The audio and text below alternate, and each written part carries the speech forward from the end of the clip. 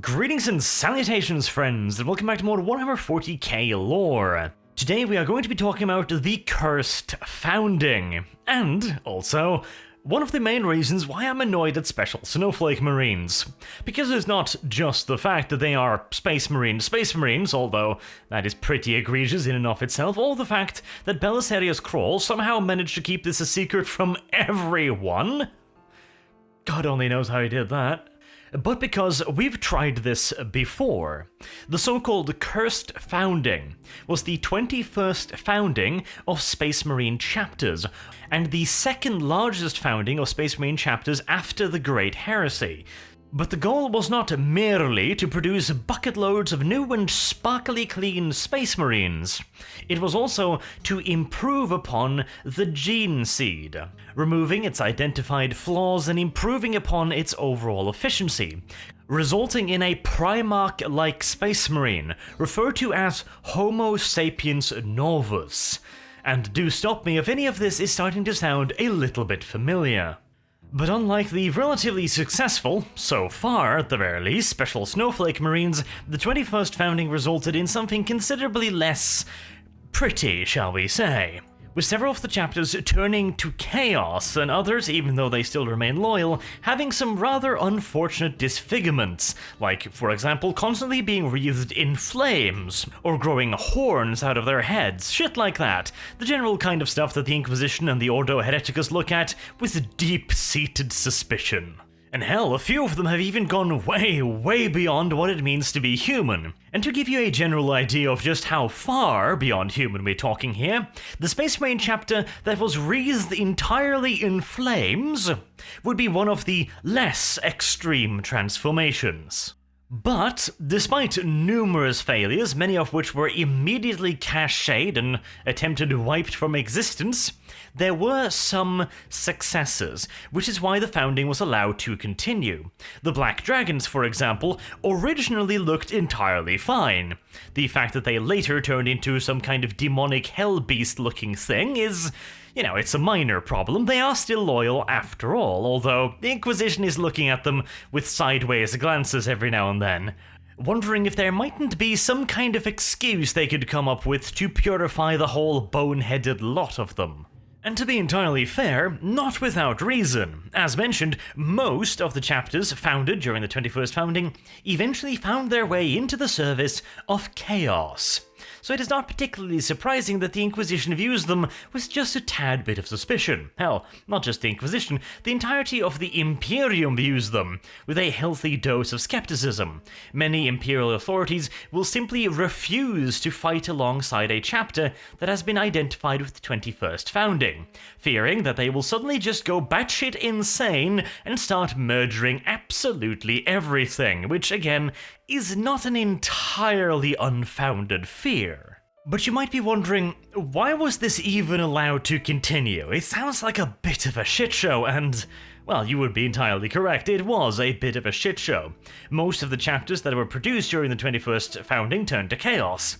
Most of those who remained loyal turned, well, either batshit insane, mutated some kind of horrible form, although mostly within the acceptable limits of horrible form, and some were cursed with more esoteric fates, like, for example, the poor Lamenters, which, well, we don't know really what's wrong with them, but somebody out there with a hell of a lot of power has one massive hate boner for that particular poor little chapter.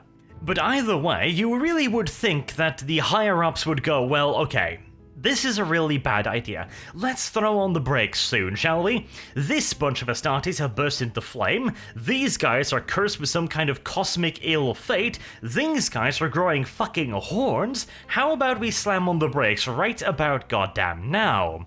But clearly somebody said, no, let's see what's gonna happen.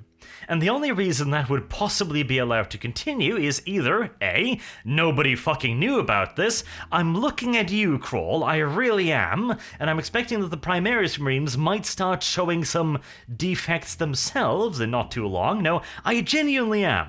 The Primarch Marines are just too perfect for the 41st millennium. I would not be at all surprised if in a couple more years Games Workshop is going to be by the way, you remember when we made all of the Space Marines players re-buy their Space Marines? How about, my beloved little Chaos friends, we give you some attention as well and allow you to re-buy your Chaos Space Marines?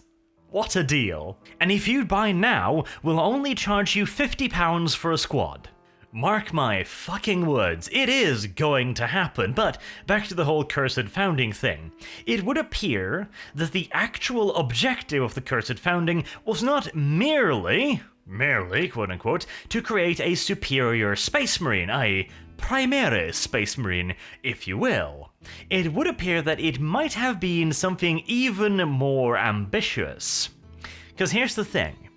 The experiment itself was eventually abandoned. The laboratory was sealed up, and apparently everyone just walked away. Now, I would be very surprised if that was what actually happened, but well. 5,000 years after the founding, sometime in the 41st millennium, a group of tech explorers happened upon the abandoned laboratory that was used in the 21st founding. At this point, pretty much everything in the way of records of the founding had been stricken from Imperial records, so the explorators, once they found the place, were basically scratching their heads and wondering, why is a huge fuck-off Adeptus Mechanicus lab just sitting here on this dead, completely abandoned planet? And when I say dead and abandoned planet, I really mean it. The planet was Inculaba, and it was completely stripped of everything, as if a Tyranid fleet had gone over it with a fine-tooth comb. It was utterly and completely dead, which is why it was even more surprising when they came across a fully functioning, or well, used to be fully functioning, Adeptus Mechanicus gene lab. And let me remind you, the Adeptus Mechanicus never delete or forget anything. They must have known about this, and yet nothing in Imperial records, which suggests something really, really bad happened. And what suggests something even worse happened is that the Adeptus Mechanicus would never just simply leave something like this. Tons, literal tons upon tons of technology simply abandoned. There are very few things the Adeptus Mechanicus take more of a dislike to than being told to leave something behind. They have on multiple occasions shown that they are more than willing to disobey direct orders from the Imperial Inquisition if it means they are allowed to keep their toys, so abandoning all of this seems fucking unlikely. And yet, there were no, at the very least, overt signs that it had been broken into, or in any other way compromised. And the reason for that assumption is that the explorators found logs deep within the complex talking about the 21st foundings and the various experiments they had made in improving upon Space Marine gene seed. Surely anyone that had broken into the place would at the very least have taken the recordings, considering they were, kind of important, detailing all of the various experiments, etc. And at the very deepest recesses of the massive facility, the explorators found 3 biotanks, 2 of which had clearly been damaged, in all due likelihood just due to the fact that they had been down there for 5,000 goddamn years without any kind of maintenance. The biotanks were completely filled up with a discolored liquid, as the various systems that would be cleaning and constantly replenishing the tanks broke down thousands of years ago, and thusly the inhabitants of the 2 tanks were very, very much so dead. Dead as doornails, left to rust for 5,000 goddamn years. However, the 3rd tank was still operational, and inside of the 3rd tank, just like in the previous 2, was a massive individual, similar in proportions to that of a Space Marine. However, he was much, much larger. Now this could potentially be the precursor to the Primarch Space Marines, but judging by the description, he would appear to be even larger than a Primarch Space Marine, meaning that the lab might have been trying to reproduce Primarchs. And this would not be the first time this has been done. Fabius Bile had created a Primarch previously, although to be fair, he did not create it from scratch. He cloned the War Master, Horus, although there are considerable evidence to suggest that he was not quite as good as the original. The main evidence being that he was killed by Failbadon, of all people. And you can say whatever you want about Horus, but he definitely wasn't that shit at fighting. Though again, to be fair, we do not know for sure that this Primarch, if a Primarch indeed he was created from scratch. It is of course entirely possible that the Gene Smiths of the Adeptus Mechanicus had essentially done the exact same thing that Fabius Bile had, and had cloned a Primarch. It is also possible, although I would say it is extremely unlikely, that he was not a recreated Primarch at all, but one of the original Primarchs. I would consider this to be excessively unlikely, but the possibility is there. Though again, to be entirely honest, I don't know which one I consider to be more unlikely. That the Adeptus Mechanicus somehow managed to recreate a Primarch from scratch, or that they managed to convince a living Primarch to wander his happy ass into a biotank and close the door behind him. And of course, as I mentioned previously, it might not have been a Primarch at all. It could have been a very rough predecessor to the Primaris Space Marines. That is, if anything, perhaps even more plausible, although his sheer bulk would suggest that this would be unlikely, but then again, merely increasing a creature's size is probably the easiest part of creating a super soldier. But regardless of who, or indeed what, was inside the container, shit was once again about to hit the fan with supersonic velocity, because of course the explorators could not keep their grubby little hands away from the merchandise. And so they decided to open up the two dead containers first, and begin prodding away at the corpses inside. What exactly they discovered, we do not know, because at no point did the explorators decide to phone home. Though once again, we cannot be entirely certain that they didn't at least try, because just like any records of the 21st founding has been deleted, any records of their explorators have also been, you guessed it, deleted. In fact, the only reason we know about this at all is due to inquisitorial records. The Inquisition has always viewed the Mechanicus with just a tad of suspicion.